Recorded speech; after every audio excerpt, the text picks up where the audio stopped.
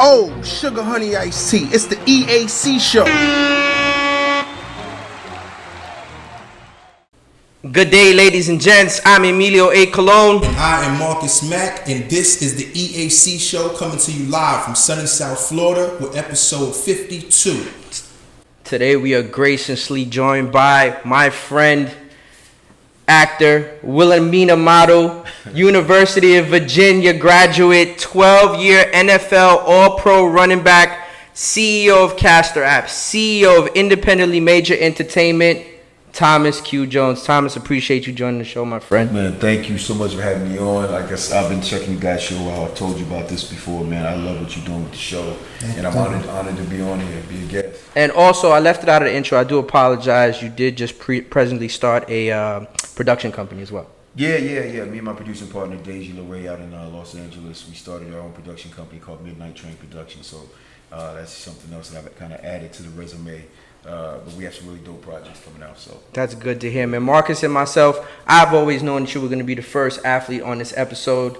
I appreciate you graciously coming on the episode, but we weren't ready. And right now we feel like we're ready to have somebody like you on, and we're truly honored. Thank you, man. Appreciate it. Appreciate it. So we're going to get right into the interview pretty much. Marcus Mack, I know you have a few questions for Thomas. I also have a few questions for Thomas. We'll start off with you, Marcus Mack, with your questions for Thomas. I wanted to, my thing with the show has always been business, right? And, I've been hearing so much about the Caster App situation. I want to know what made you, because I know you went from NFL to acting. You had a 12-year career with the NFL, a Super Bowl run. And then you had Luke Cage, being Mary Jane, and now you're going into this business venture with Caster App. What made you go into that business venture?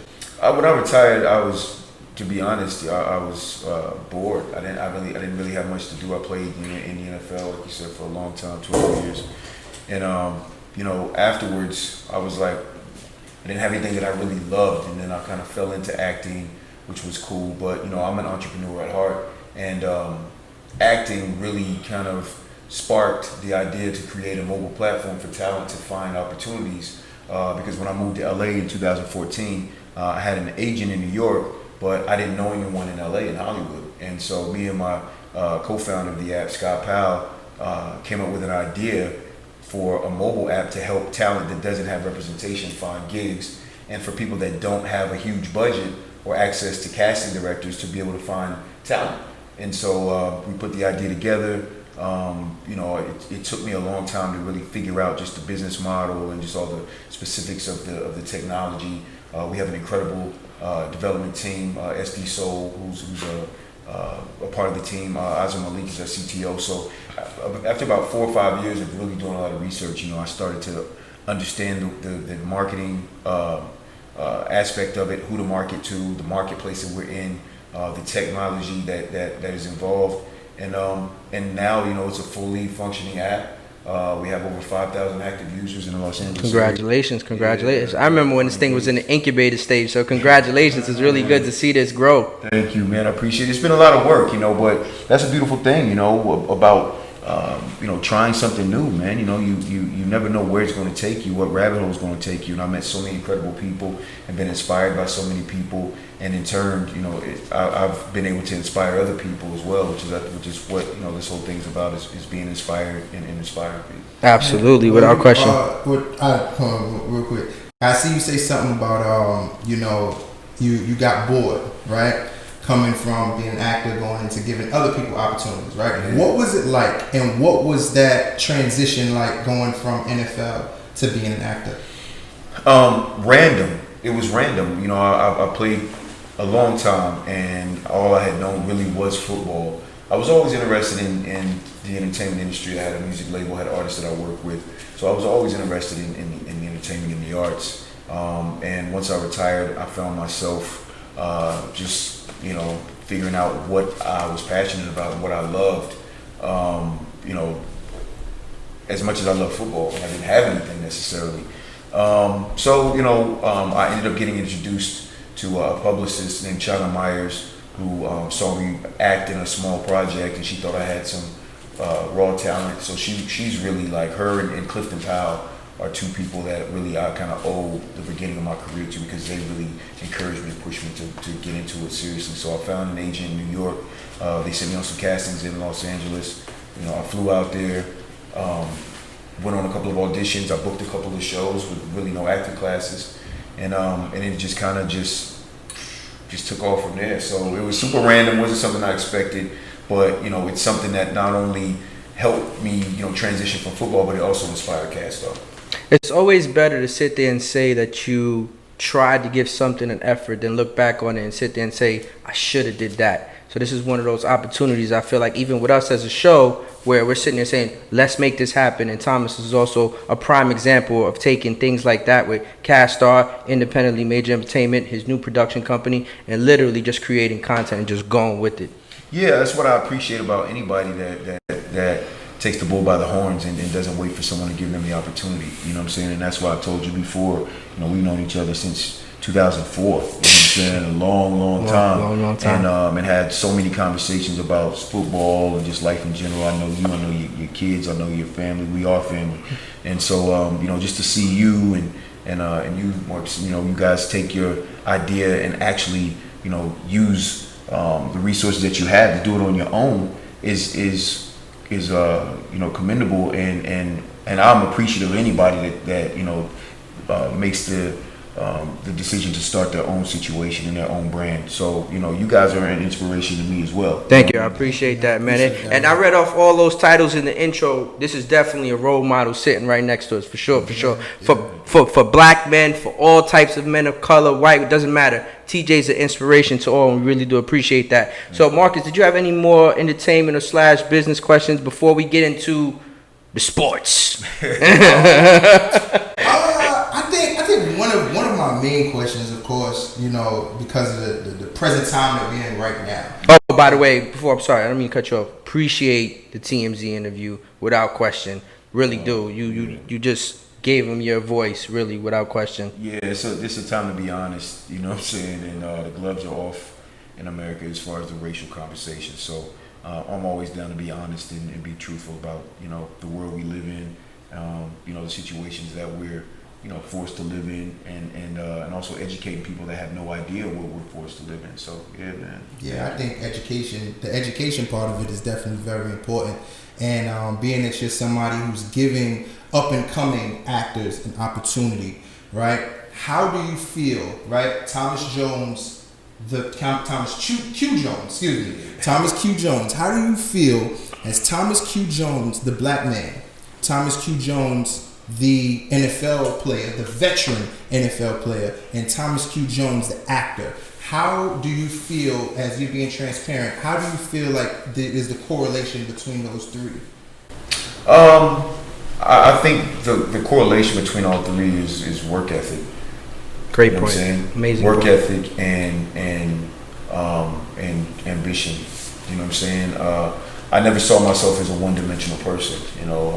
Fortunately, I grew up in an environment, my household-wise, where I grew up with two really good parents that supported anything that I did, and my siblings, and I played football and I was really good in high school, football and basketball and sports, but that was not first and foremost as far as the way that my parents directed me in my life. It was be a smart person, be a good person first. For example, I may have 300 yards rushing in a high school game or 400 yards rushing in a high school game on a Friday night, and Saturday, I'm looking for the local newspaper to see the stats and who else had good games, and but I couldn't read the sports section until I read the front page.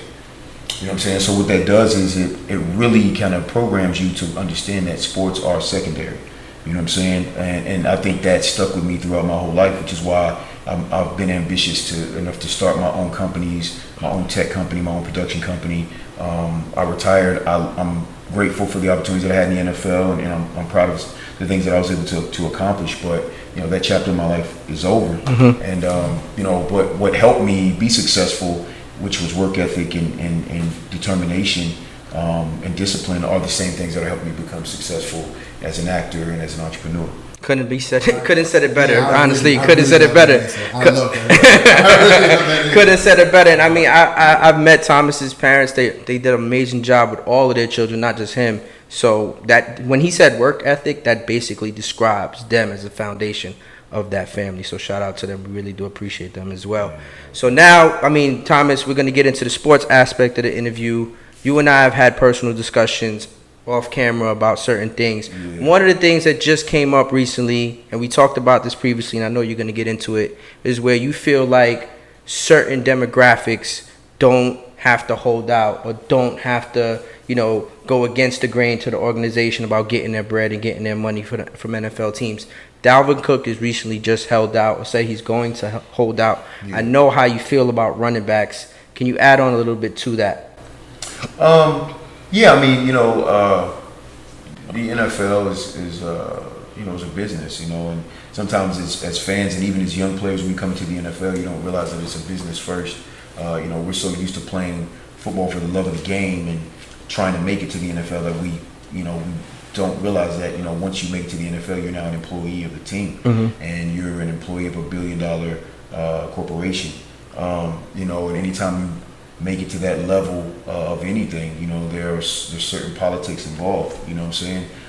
When it comes to, you know, black players in the NFL, just over the course of my career and then just some of the ins and outs that I know, you know, there is, you know, it seems to be odd that, you know, a lot of black players are the main players that have to hold out. And I know the NFL is 70% black, but you know, every time you turn around, it's a black player that's either having to hold out to get the money that he's earned, or he has to play another 2 years on his deal before they re-up his deal. And then you'll look at certain white players that, you know, I haven't seen a white player hold out. I don't even remember the last one that had to hold out. And it's not just because they're, you know, willing to take what they give them either. You know, a lot of times they take care of them before they have to hold out. Correct. Or they take care of them when they don't even deserve to be taken care of. Right. You know what I'm saying? And that's a fact. Right. You know, that's not just, you know, me saying something to try to create a race issue. That's a fact. Marcus and I yesterday on the show that we recorded, we pulled up the list of the top 10 running backs in the league, and I think the number was like 5 of those top 10 running backs that are going to be making money next year are people that held out or were holding out in some way, shape, or form. I believe you had Zeke, who had to hold out. Le'Veon missed a whole year. Melvin Gordon held out. And then you had 2 other players, franchise tag players, that are still trying to get long-term deals in Kenyon Drake and in Derrick Henry. Derrick Henry. I do feel like I do agree with you that it's unfair that sometimes the administration or organization will be willing to do deals earlier with a certain type of race, and it's kind of messed up that we're saying that. I think that the running back is being undervalued completely. You and I have had this discussion, and I know your feelings on it, but can you express how you were kind of upset how there was only one running back in the first round of the draft this year, where first-round running backs are usually very, you know, durable running backs, and they last in the league? Well, I mean, the majority, the best backs in the league statistically are usually, you know, first round picks. I mean, where they're slotted coming out in the draft, and a lot of those backs are, you know, whether it's you know, Christian McCaffrey, Ezekiel Elliott, you know, I mean, these guys, you know, Nick Chubb. I think Nick Chubb was second round pick, right? Yeah. Nick Chubb. So they're usually in the first 2 rounds. You know, a lot of these backs that are, you know, Derrick Henry, obviously, you know, I mean, just dominated the playoffs.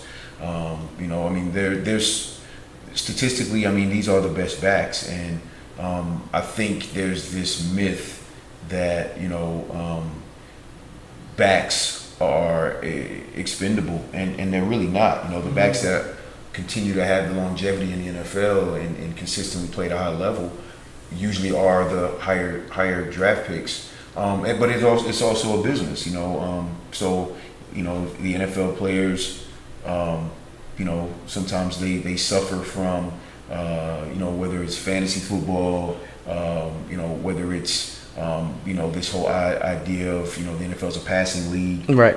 You know, there's a lot of things that, you know, NFL players in general suffer from, but specifically running backs. You know, I mean, when I came up in the NFL, fantasy football wasn't that big. I came in the league in 2000, and it was more about the actual guts and glory of the game. Correct. Versus, fantasy points. You know what I mean? Right. I have, if I don't have many touchdowns, but I have a specific amount of yards, I might not have won someone, their fantasy, so they don't like me as a player. Correct. Versus saying, hey, he's playing the Steelers and they're number one in the league in defense, and he had this many yards and he had this touchdown that helped him win the game. Correct. So I think now a lot of the value on players has been kind of diminished because of fantasy football, and it's all fun for the fans and it's great. It's a part of the game now, but I didn't grow up necessarily in that era. Correct. Yeah. You know what I mean? It's funny. We was talking about this yesterday on the episode, and I felt like the running back position was undervalued for some reason, dating back to like great players like Marshall Faulk, and and coming up to this point now, it's like why do you feel like do you feel like they're undervalued? Like coming up into this era, or have they always been undervalued? No, they've never. No, I mean even in my era in the 2000s. I mean you had how many backs? And the thing is, we all trained together down here in Florida at Bommarito Sports Performance. So you would have the top 15 statistically, the top 15 backs statistically in the NFL. We were all training together. Right, getting it in. It would be me, Fred Taylor. Edgerrin James, Maurice Jones, legends. You're naming legends right now. Yeah, you're talking about guys that had over 7, 8, 9, 10,000 yards rushing, and we're all training together because we're all fighting for that rushing title, but we're all training together. So I don't think running backs have always been undervalued. I think as of now, as of late, over the last maybe 5 to 6, 7 years, because the NFL seems to be a passing league. They've been undervalued when usually the teams that do win and make it to the playoffs and have success are the teams that have a good running game, and that usually starts with a feature back. Usually the feature backs are the first round picks, of course. So like I said, the NFL is totally different now than when I came to the league in 2000, 20 years ago. It's a totally different league. Totally the way it's run is different. I mean, the world is different. You know what I mean? So and then the NFL is just a microcosm of the world. So yeah. I don't know if I could play in this era with everything that just is going on around the NFL. It's a little bit difficult for these younger players, these younger kids. I don't envy them because when I came up in the NFL, it just seemed like it was a different league. The principles were different. But it is what it is. Yeah, right. So I know you feel your feelings on this situation, but for our viewers and our listeners out there, you have stated this to me before in the past. The tag of these college running backs that are toting the rock a lot in college, and then end up getting that kind of like stain on them that they've done too much. They had too much workload in college, and it hurts their draft status. How do you feel about that, Thomas? I mean, I feel like, that's just proof that they can carry the ball. You know what I'm saying? It's proof that they can carry the ball. It's proof that they're durable. It's proof that they can, mentally and physically withstand, the rigors of a tough season, long season. Right. You know what I'm saying? I don't think it should be a knock on a player. Obviously the guys have had injuries, and that's something that they look at. But, I just think, like I said, if you look at the top backs coming out of the draft, a lot of them have had a lot of carries, and they're the ones that are, rushing for 1,800, 1,900, 2,000 yards or 1,500 yards. Those are the backs that, you can parallel to an NFL season. Those are the guys that are mentally tough that will be able to carry the ball 25, 30 times a game. And then if teams spend money on them in the first round, they'll definitely get their money's worth. Yeah, they're running backs that you could definitely rely on for sure. Yeah, in the NFL, football in general, man, injuries happen, so you never know. But a lot of it too is mental and how you run and how you protect yourself. And a lot of those backs that have that many carries in college and have that many yards, they've kind of figured out how to avoid certain hits. They've avoided how to, make sure that they're falling a certain way. There's an art form to being a running back. The backs that play the longest and that stay healthy the longest, they've kind of figured out how to master that. We're going to switch up the conversation on this interview a little bit. Thomas, we're still going to stick with football. We've had a couple of people ask us to ask you some type of questions. They want to talk about, the question that they want you to talk about is your All-Pro year. Your All-Pro year with the New York Jets. You made the Pro Bowl. How did you feel when you actually got recognized by your peers on that achievement? I mean, it was incredible. I mean, for me, it was, I mean, obviously, you know, when it comes to Pro Bowls and All Pros and things like that, there's politics involved, you know what I'm saying? Just like there's politics involved in pretty much anything, like I said, especially at that level. But it was great, you know, in high school I was an All-American. I was the number 2 rated running back in the country coming out of high school, which was important to me as a high school football player. I mean, that's everything, you know. And then in college, I was a consensus All-American first team and All-Conference ACC twice, first team. So it's kind of like a tier thing.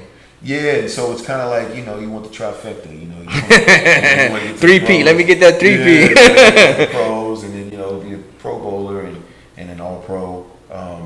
And so I had been working, you know, my ass off, you know, from the time that I started in Arizona with a rough start in Arizona and Phoenix, and then being labeled a bust, and then having to, you know, dig myself out of that hole, and then getting to Chicago, and then, you know, and ball, you know, and then having to, you know, deal with, you know, rest in peace, Cedric Benson in the competition there, and then having to kind of overcome that whole situation, and then, you know, a couple of times I felt I was snubbed from the Pro Bowl, but you know, I continued to fight, and you know, my first year in New York wasn't really a good year. I had over 1,100 yards, but I had like 1 or 2 touchdowns, and we were 4-12. It was a very tough year. You know, we had a very, very young line. Nick Mangold and Brickashaw Ferguson, all those guys were really young, and we didn't have a quarterback, and our defense was just all over the place. But you know, I hung in there and still was able to fight and get 1,100 yards, and then the next year they brought reinforcements. You know what I'm saying? And balled again. You know, I mean, it was incredible. You know, I wish we would have made it to the playoffs that year. That's the only thing that I regret, is that, you know, having a good year like that, leading the AFC in rushing, you know, being a starter in the Pro Bowl and first team All Pro, you want to be in the playoffs. But you know, that was the year that, you know, we kind of dropped the ball at the end of the year with Brett there, and we didn't make it. Mm-hmm. So, but it was an incredible year, an incredible experience for my family. Finally, to be able to go to Hawaii, go to the Pro Bowl. You know, there's a saying: once a Pro Bowl, always a Pro Bowler. You know what I mean? And so it felt good to be recognized as one of the best. Good. And then Marcus, you and I, we both saw this yesterday. So, and I had to ask you this question. So, Mark Sanchez on his podcast, Fourth and Forever, he's your former teammate. Shout out to him. And his podcast is good, so go check it out, guys. But Mark Sanchez said that you are the most intimidating teammate he has ever had. And there's 2 instances that we're going to get into. But first, why would you think Mark would say something like that about you, TJ? I've known you for 16 years. Yeah. But I don't know you in the locker room. Listen, man, you know, you have to be, to play in the NFL, number one, you have to have a certain type of energy and a certain type of personality that's different, might be different than who you are off the field. And I've always taken football very, very seriously, very seriously. In high school, we won 2 state championships back to back. I had over 3,000 yards rushing my junior year and my senior year. And in college, you know, my goal was to win the national championship. Even though I went to a school that wasn't a big football school, mm-hmm. I went there because I'm from Virginia and I wanted to help the home school win. And so when I got to the pros, it was the same thing. I took football very, very seriously, and every time I stepped on the field, I had a chip on my shoulder. And you know, sometimes when you go on the field, there's just a switch that comes on. Gotcha. Or in the locker room, there's a switch that comes on because of the nature of the game, the nature of the environment that you're in. And I demanded greatness from people around me. I did the work. I stayed late. I watched extra film. I stayed in the weight room. I stayed in the cold tub. I did all of the extra work. So if I saw someone that necessarily wasn't doing the work, not saying Mark wasn't, because Mark was a hard worker, mm-hmm. you know, and he was put in a crazy situation being a rookie quarterback in New York City. Right. You know what I'm saying? That's not the easiest position to be in. He was a deer in headlights, huh? Yeah, but, you know, and then being a veteran at that point and going through what I went through with the players that I was, you know, on the teams with when I was a rookie. You know, I mean, you're talking about guys like Rob Fredrickson, Ronald McKinnon, Rob Moore, Frank Sanders, Aeneas Williams. Shout out to all those guys, by the way. You're talking about, Simeon Rice, Eric Swan. These are all guys that I was on the same team with. Pat Tillman, and these guys were cut from a different cloth. Not let alone the guys I played against, Bruce Smith and Darryl Green and all the. I played LaVon Kirkland, Jeremiah Trotter. I'm playing against real OGs, right? Dexter Coakley. So the NFL was different from me to them as a rookie. So that's what I knew, right? You know what I'm saying? So as a veteran, you kind of follow what you saw, and their energy was similar to what my energy was because it was about the game. It was about the game. Gotcha. You know what I mean? So I don't really think. I may have had a couple of situations in the game where I had a couple of times, because I'm trying to win, man. You know what I'm saying? I hear you. But in the locker room and he's a rookie. So it's tough love with him. So he specifically stated 2 instances, and then we're just gonna piggyback off those instances. So the first instance was in Cincinnati, and he's talking about how it's a handoff to you. That's the play call. They have a laugher. He's supposed to turn around, just give you the ball. It's a sure 100% touchdown, and he decides he wants to throw a touchdown. So it's kind of like an alert to Jericho Cotchery. And everybody on the field is thinking it's a run, including yourself. And he literally hikes the ball, throws it past to Jericho, it gets tipped, it's incomplete. And you run back into the huddle. You get back into the huddle and tell him, man, if you don't hand me off the ball, I'm going to bust your ass. So we heard his side of the story. So can you tell your side of that story? Yeah, because, listen, the NFL, no matter what anybody says, you have to be selfish. Okay. You have to be selfish. There's some sort of selfishness in everybody. You have to be selfish. You have to want the ball because I'm getting paid to do my job. There's only one football. You know what I'm saying? And especially, you want to win, but anytime that it's an opportunity for you to get the ball, and it didn't matter whether it was Brett Favre, whether it was him. When Brett Favre first came to New York in the first game against Miami, me and Leon Washington were rotating every 2 series. And so, Brett had the same play. It's a run, alert, pass. And, if it's a run to me, hand me the ball, But sometimes the quarterback, if the defense is in zone coverage and there's no one on the receiver out wide, then he can just throw a hitch and get a quick 5 yards, 6 yards. But you're taking away from one of my opportunities because, I only have one more series before I'm out of the game and Leon comes in. Gotcha. So it's like, listen, I remember the same thing happened with Brett. He threw a couple of look passes, and I came to him in the huddle, and I was like, "Hey, look, Brett, hand me the ball if you have the looks, hand it to me. Gotcha. Because I need to get warm. You know what I'm saying? I need to get going. I need to get a rhythm. Yeah. And so he didn't. And when I was on the sidelines, it was, I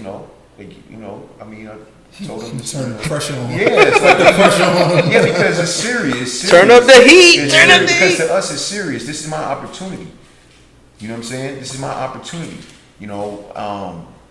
I'm not, one of these backs that I want the ball. Of course. Like you want to throw a look pass. You're going to get your throws. I need to get my touches. Absolutely. So it's not personal. It's just business.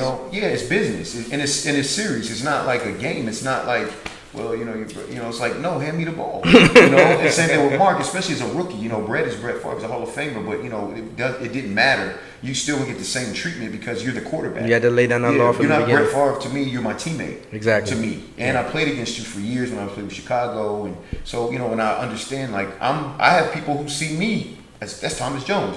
So I'm respecting you as who you are, but we're in a game. As a teammate. We're in a game. And I told you nicely the first 2 times, and then, you've taken 2 carries away from me. Right. So, that's the mindset. So it's not personal with Mark, especially as a rookie.